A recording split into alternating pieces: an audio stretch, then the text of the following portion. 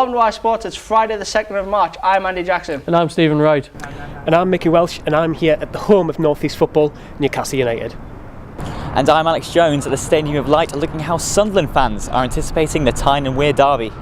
Coming up, we'll preview this week's sporting fixtures. And we will have all your latest sporting news. But first, this weekend is the 144th Tyne Wear derby. Newcastle beat Sunderland 1-0 in the reverse fixture, but could the same happen again? Mickey Welsh has the Newcastle perspective. Yes, Andy, I'm here at St James's Park, home of Newcastle United, and I've got some treats for you. Why don't we talk to first Newcastle legend and Sunderland legend, Bobby Moncur. Bobby, your thoughts on derby games, what are you thinking? Well, derby games are obviously going to be exciting, and tomorrow Sunday the atmosphere will be electric. And you know, when people say to me, how do you think the game will go?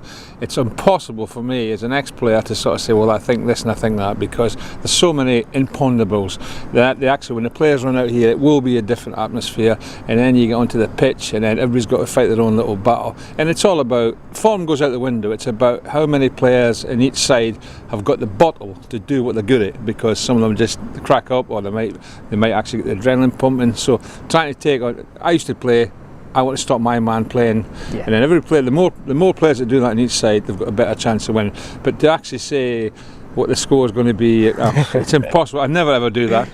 What I would say is, I would like to think that Newcastle get at least a point and hopefully they win. But it's one of these, anything can happen. Referee's decision, a mistake by somebody. So there's so many imponderables, because it is the players. I know they play in the Premier League, and every game is always a big occasion. But derby game, Newcastle versus Sunderland, is something where players might just. It's about not getting too edgy, and it depends how many good players mentally can stand up to that. How do you think Alan Pardew will instill into the new boys and the lads from overseas just what this derby is about? Well, I think they'll all be talking to each other. They'll be saying, look, this is a Premier League game, it's a big one. And the minute they come out of there, they'll find out it is a big game, because there'll be a lot of dread, and the crowd will be up for it, you know, and it'll be a absolutely full house. I know that's a full house, so when you cross a white line, it is a little bit special, no matter where you come from in the world. And I think they might not really, the foreign players might not really understand it, but they'll certainly capture the atmosphere, you know, G'd along by the people who know what it's all about. Yeah, brilliant. Well, thanks very much for Bobby Moncur joining us here on AyeSports. Let's go to the Strawberry Pub and see what they've got to say. The Strawberry is synonymous, obviously, with Newcastle United.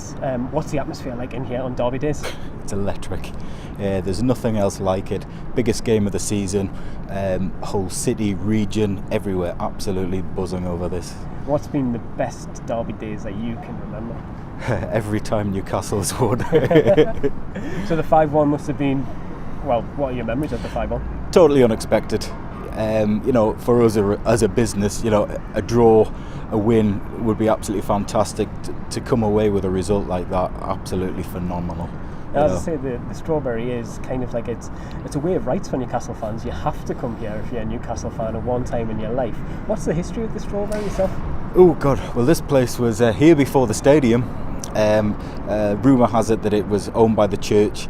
They used to make strawberry wine here, and then when the Bishop of Durham got involved, he said no longer, so it went to rack and ruin for years, and then the Strawberry was born. No, they've just been beaten, but the Sunderland bounced back. I'd like to see, obviously, a 2-1 win to Newcastle, or a point, either way. And what time do you open your doors? We'll be here 9 o'clock. Bacon sandwiches and beers. Excellent. We also spoke to Real Radio journalist Justin Lockwood, who's actually the stadium announcer here at Newcastle. They're very special. I think it's there's no other game like it. I've done and been lucky enough to do Manchester derbies, London derbies, but for me, nothing just quite touches this one. It's a week to build up. It's 2 sometimes, and depending on how your team's gone on, the celebrations last a lot longer, or so do the hangovers. I think it'll be tight. I really do. I think Sunderland. I don't think they're expecting their team to come and cause us too many problems. But I still think it'll be tight. Their record at St James's isn't particularly great from a Sunderland perspective. But you never know. That's the thing about a derby. It's an FA Cup final, isn't it? It's the biggest game of the season. You might look at it and think, well, Newcastle have already been to the Stadium of Light this year and won, so all the pressure's on Sunderland. They've got to come, they've got to attack, they've got to win the game. Both teams will score. but I think Newcastle might just edge it 3-1. So there you have it. We've had a former player's perspective, we've had a journalist's perspective, and we've had a publican's perspective. And I'm standing here on top of the Strawberry, which is literally just a stone's throw away from St James's Park. Now, if I'm going to give you a Mickey Welsh AyeSports opinion, then I'm thinking nothing less than a Newcastle victory. I've been Mickey Welsh for AyeSports. Cheers, Mickey. If you want to hear more from our interview with Bobby Moncur, it is available on AyeSports.com right now. Now, we'll get the Sunderland perspective later, but first it's time for your news from the week. England lost their Euro 2012 warm-up match against the Netherlands. Stuart Pearce men lost 3-2 after Ian Robben's deflected effort beat Joe Hart in the 93rd minute. England had battled back from 2 goals down. In more positive news, England's under-21s thrashed closest rivals Belgium 4-0 at the Riverside. This means the Young Lions cannot finish outside the top 2 in their group. Wins against Azerbaijan and Norway will secure their place in Euro 2013. Middlesbrough have signed winger Adam Hamill and John Joe Shelvey on loan until the end of the season. Winger Hamill joins from Wolves and Shelvey joins from recently crowned League Cup champions Liverpool. There was one game in the Six Nations this weekend as Ireland faced France. The game last month was called off due to a frozen pitch. Charlotte Edwards scored 84 as England's women beat New Zealand by 5 wickets in their first one-day international in Lincoln. The side won the game with 10 balls to spare. If you want to get in touch about this or anything else we discuss, tweet us at AyeSports, like us on Facebook or go to AyeSports.com. Now, earlier in the show we got a Newcastle perspective on the Tyne Wear derby. Now it is time for a Sunderland one. For this we join Alex Jones outside the Stadium of Light. Thanks for joining me at the Stadium of Light. Now, last year in the Tyne Wear derby, Newcastle beat Sunderland 5-1. However, with Martin O'Neill now in charge of the team, an impressive string of results behind them, they are looking to rectify this with a good display this weekend.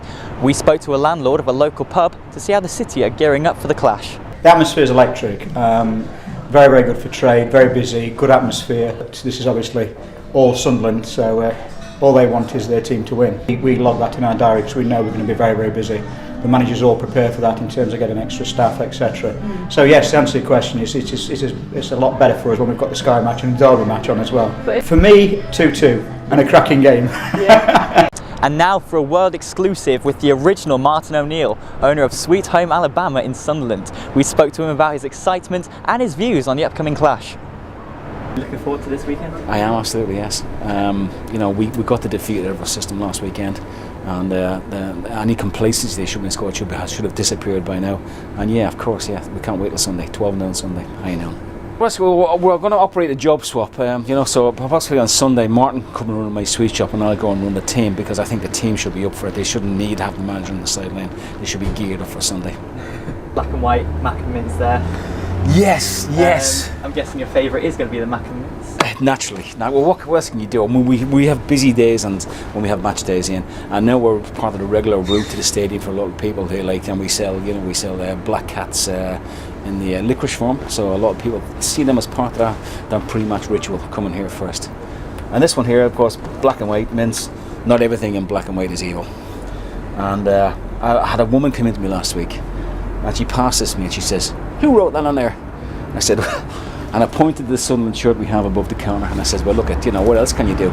She says, "Yes, I know." She says, "My nephew is black and white." She says, "But he won't come in here. He's boycotted your shop because you're Sunderland supporters, and he won't shop in any place that's run by Sunderland supporters." And I thought, yes, I've made it. We also spoke to Sun FM breakfast presenter Marie Gardner about her views on the derby. We're having our Show Your Colours Day to get behind the Black Cats and support them before the big derby on Sunday, and that involves local businesses and schools and colleges and universities all registering on our website, and basically they wear red and white to work or to school or whatever. Now, that might be their football shirt, it might just be a white shirt and a red tie if they've got particular restrictions at work or whatever. Anything, it's just to get behind it and raise a bit of money for the SCFC Foundation. So everybody who gets involved brings in £1, and then we go around to all these various places. There's some Sun FM presenters, there are some people from the foundation, there's a few special guests as well, and we all go around to the different routes and collect the money and hopefully raise a lot of money for a very good charity. I'd like to say 2-1 to us. I would like to say that. I hope that's what it'll be. I mean, certainly we've been doing very well under Martin O'Neill, and fingers crossed and touch wood that I'm not jinxing it, but definitely looking for a win. Yeah, win or lose, there's going to be a good buzz, but hopefully it'll be a win. So the city very excited for the clash on Sunday and hoping for a positive result. I'm Alex Jones reporting for AyeSports. Thanks Alex, now it's time for your sporting previews. Middlesbrough face the longest trip in the Championship as they go to struggling Portsmouth. Borough will want to back bounce from last week's defeat to Reading and look to get back in the playoff places. As mentioned earlier by Steve, Middlesbrough could give debuts to Adam Hamill and John Joe Shelvey. Hartlepool United welcome the MK Dons to Victoria Park on Saturday. Pools will look to kick on from the hard-earned draw against Bournemouth last weekend. The last time these sides met, it finished 2-2. Dartford will look to get something against fellow relegation candidate Stockport this weekend. However, Dartford have only took 1 point from their last 5 games.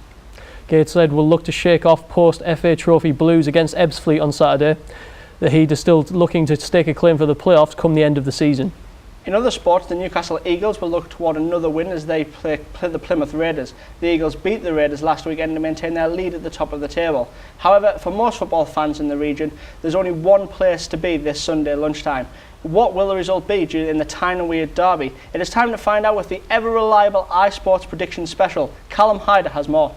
Hello and welcome to the Tyne Wear prediction special. My name is Callum Hyder. And I'm Andy Jackson. So we are in Steve's house right now. It's very nice. Yeah, nice is a word. What are we doing here? Well, we are going to play a game, a video game, to decide the outcome of the Tyne Wear derby. I'll be Newcastle and you'll be Sunderland. Yep. Let's play. Let's play. Oh! Wow! Sebastian Larsson, wow, over the wall, and Timmy Krul, one-handed. What a ball, what a ball. No, Denver! Yes! Oh, no! Denver bar, oh no. Denver bar, strawberry syrup, boom, 1-0. Come on boys. James McLean. Tim! No! Oh, yes!